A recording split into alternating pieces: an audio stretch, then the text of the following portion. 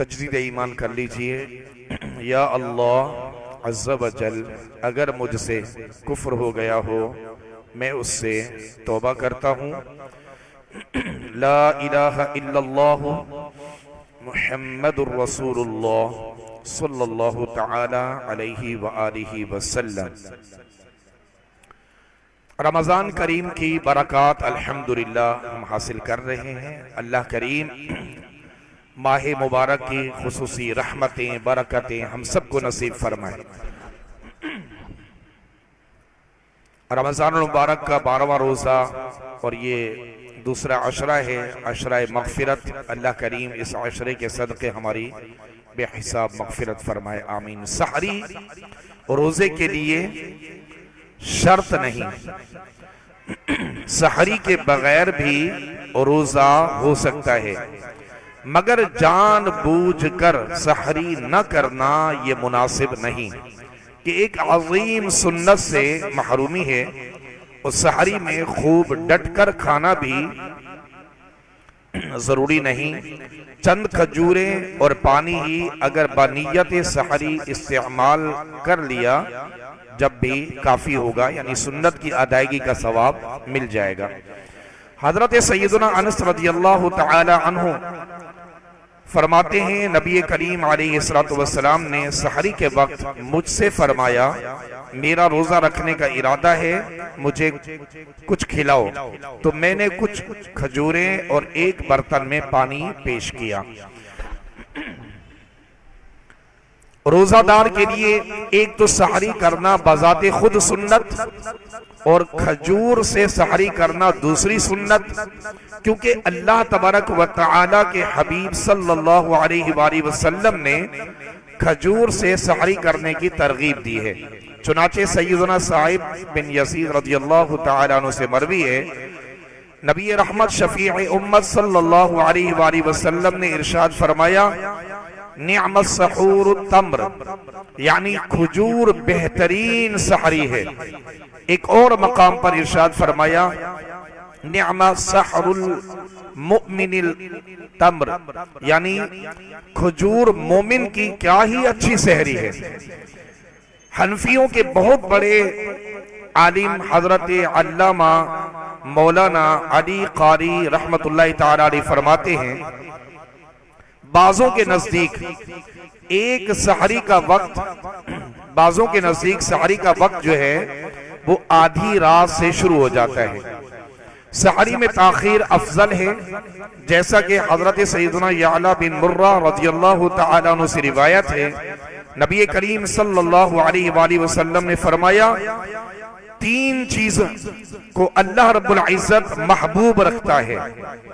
Number 1 افطار میں جلدی، اور نمبر 2 سحری میں تاخیر، اور نمبر 3 نماز کے قیام میں ہاتھ پر ہاتھ رکھنے کو اللہ رب العزت یہ محبوب رکھتا ہے۔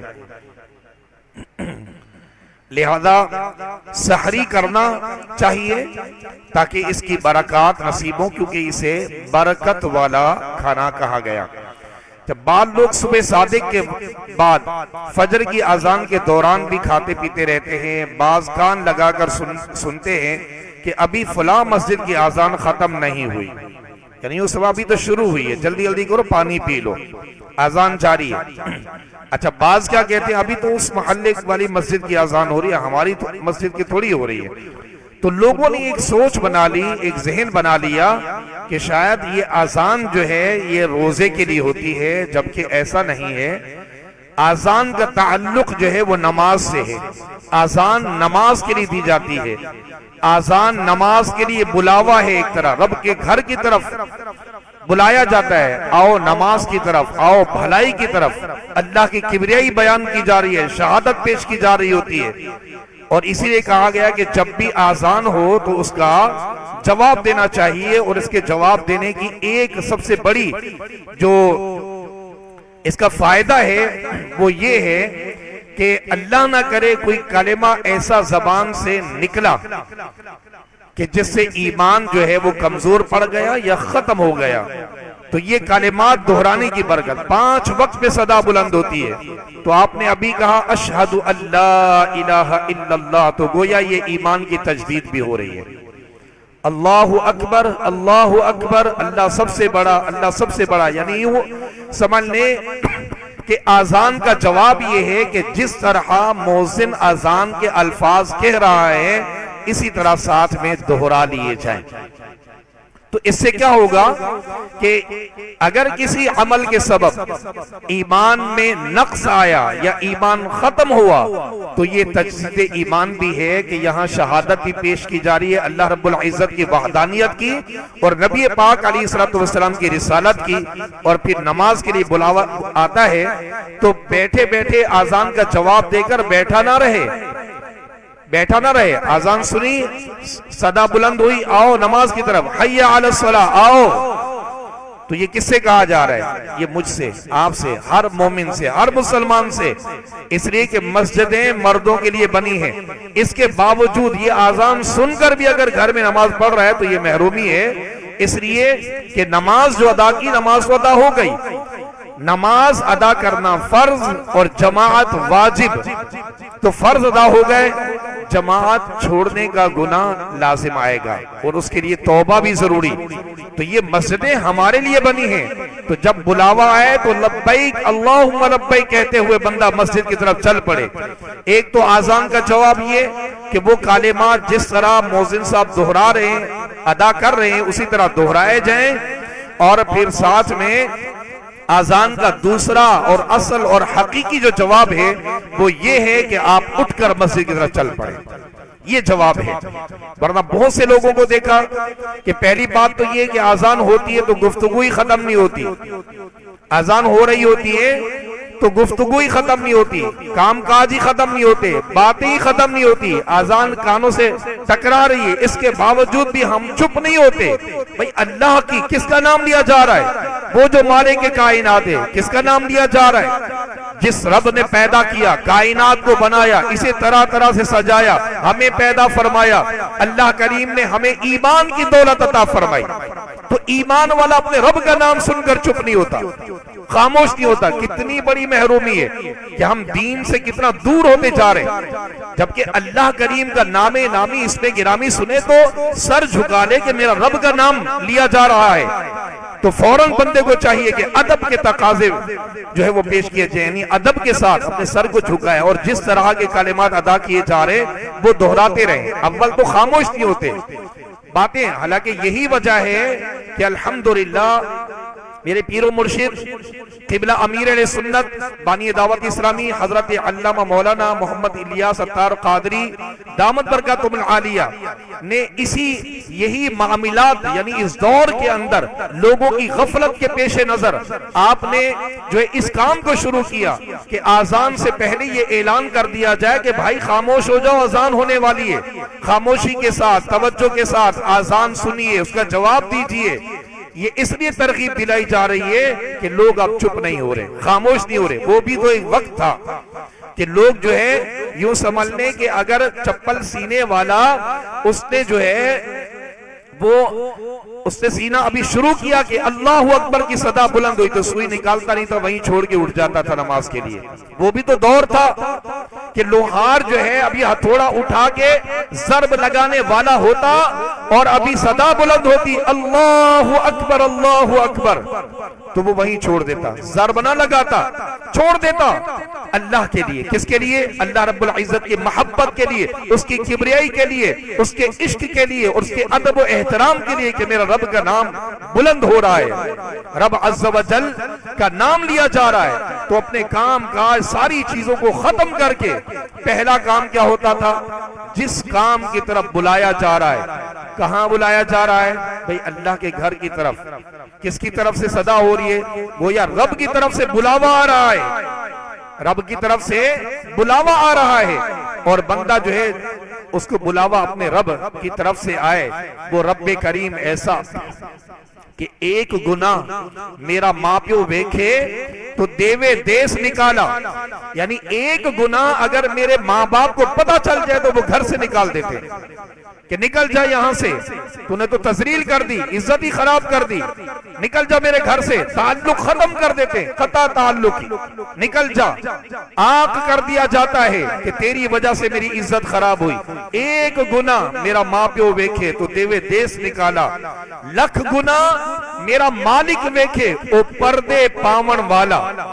ہمارے کتنے ہی بے شمار ایسے گناہ جو لوگ نہیں جانتے، ماں باپ نہیں جانتے، دوست نہیں جانتے، بہت سے ایسے گناہ جو ہم بھی نہیں جانتے لیکن رب جانتا ہے۔ اس کے باوجود رب عز و جل نے اپنی رحمت کا سایہ ہم پہ رکھا ہوا ہے۔ اللہ رب العزت ہمیں بھوکا سلاتا نہیں ہے، رب عز و جل ہمیں پہننے کو عطا فرما رہا ہے، کھانے پینے کو عطا فرما رہا ہے، صحت عطا فرما رہا ہے، آنکھوں کی بصارت ختم نہیں، بد نگاہی کر رہے ہیں لیکن آنکھوں کی بصارت پھر بھی سلامت، غیبتیں سن رہے ہیں، برائی کی باتیں سن رہے ہیں، فحش باتیں سن رہے ہیں، کانوں کی سماعت پھر بھی بحال ہے، گناہوں کی طرف دوڑتے چلے جا رہے ہیں، اس کے باوجود قدموں کی طاقت سلامت ہے، ہاتھوں سے مسلمانوں کو ایذا دے رہے ہیں، ایذا بھی خطرناک قسم کی، لوٹ مار چوری ڈکیتی، چند روپوں کی خاطر کسی کی جان لے لینا۔ اللہ اکبر، ومن احیاها فکأنما احیا الناس جميعا، جبکہ فرمایا گیا قرآن پاک میں کہ کسی نے اگر ایک مسلمان ایک انسان کی جان بچائی، اس نے گویا پوری انسانیت کو بچا لیا۔ تو پتہ کیا چلا، ہر چیز کی ضد ہوتی ہے، یعنی اگر ایک جان بچائی جائے تو پوری انسانیت اس سے بچ جاتی ہے، تو اگر ایک جان لے لی جائے تو اس نے پوری انسانیت کو مار دیا۔ تو اتنے بڑے بڑے جرائم کرنے والوں کو بھی اللہ رب العزت ان کے ہاتھوں کو ختم نہیں فرماتا، ان کی طاقت کو ختم نہیں کرتا، مفلوج نہیں کرتا، پھر بھی وہ چل پھر رہے ہیں، دیکھ رہے ہیں، بول رہے ہیں، آ رہے ہیں، جا رہے ہیں، کھا رہے ہیں، پی رہے ہیں، سو رہے ہیں، اٹھ رہے ہیں۔ اللہ اکبر۔ اور پھر ایسے لوگ بھی اگر چار کے سامنے جاتے تو پھر بھی رب نے پردہ ڈالا ہوا ہے، رات کے اندھیروں میں لوٹ مار کرنے والے، چوری ڈکیتی کرنے والے، تخریب کاری کرنے والے، مسلمانوں کو اذیت دینے والے، انسانوں کو قتل کرنے والے، جب دن کے اجالے میں آتے ہیں تو وہ جو ہے ان کو عزت کی نگاہ سے دیکھا جاتا ہے۔ یہ عزت کون دے رہا ہے؟ اللہ رب العزت۔ کون عطا فرما رہا ہے؟ اللہ کریم۔ جبکہ وہ جانتا ہے کہ ابھی تو رات گزری، رات میرا بندہ کیا کر رہا تھا، رات میرا بندہ اس نے رات کیسے گزاری ہے، یہ جان کر اللہ رب العزت ہر عمل سے واقف، اور اس کے باوجود بھی اللہ تبارک و تعالیٰ کتنا بڑا کریم ہے، سبحان اللہ۔ جبھی تو کہا کہ 70 ماؤں سے زیادہ پیار کرنے والا اللہ کریم۔ اللہ رب العزت کی طرف بلاوا آئے، بلایا جائے تو پھر کیا کریں کہ اللہ کے گھر کی طرف دوڑ پڑے۔ اور یہ صرف دوڑ جو ہے، یہ صرف آنا مسجد کی طرف، یہ رمضان کریم میں نہیں، بعد رمضان بھی اپنے قدموں کو مسجد میں آنے جانے کا ایسا عادی بنا دو کہ ابھی آپ سو رہے ہو، پتہ چلا رہے تو میں مسجد میں جا رہا تھا، پھر اٹھ کے چل پڑے۔ کاش ایسا ہو جائے، زبان پر اللہ کا ایسا ذکر اور زبان کو ایسا ذکر الہی کا عادی بنا دیجئے کہ سو رہے ہو اور گھر والے بولے کچھ پڑھ رہے تھے آپ، ہاں وہ الحمدللہ اللہ کا ذکر کر رہا تھا، تو ایسا عادی بنا دے۔ یعنی اچھے کاموں کا اپنے اعضائے بدن کو عادی بنائیں گے تو انشاءاللہ موت کے پہلے جھٹکے میں زبان سے نکلے گا اللہ، کلمہ طیبہ نکلے گا۔ زبان کو جس چیز کا عادی بنایا ہوگا تو وہی کلمات ادا ہوں گے۔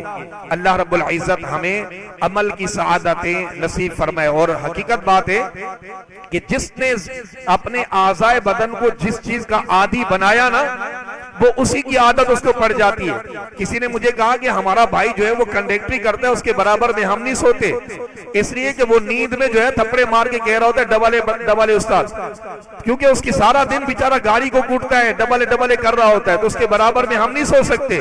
اور ہم نے یہ بھی دیکھا ہے، بہت سے لوگوں سے سنا کہ ہاسپٹل کے اندر غنودگی کے اندر بھی کسی کی زبان پر قرآن جاری ہوتا ہے، کسی کی زبان پر درود پاک جاری ہوتا ہے، کسی کی زبان پر اچھے کلمات جاری ہوتے ہیں، کسی کی زبان پر نیکی کی دعوت جاری ہوتی ہے۔ قبلہ امیر علیہ سنت کا آپریشن ہوا غنودگی کے عالم میں، پھر بھی امت کے لیے دعائیں مانگ رہے، اللہ اکبر، اللہ بخش دے، اللہ مجھے بخش دے، اللہ کریم بخش دے، میرے آقا علیہ السلام کی امت کو بخش دے۔ یعنی ایسے کلمات، اللہ اکبر۔ وجہ کیا ہے؟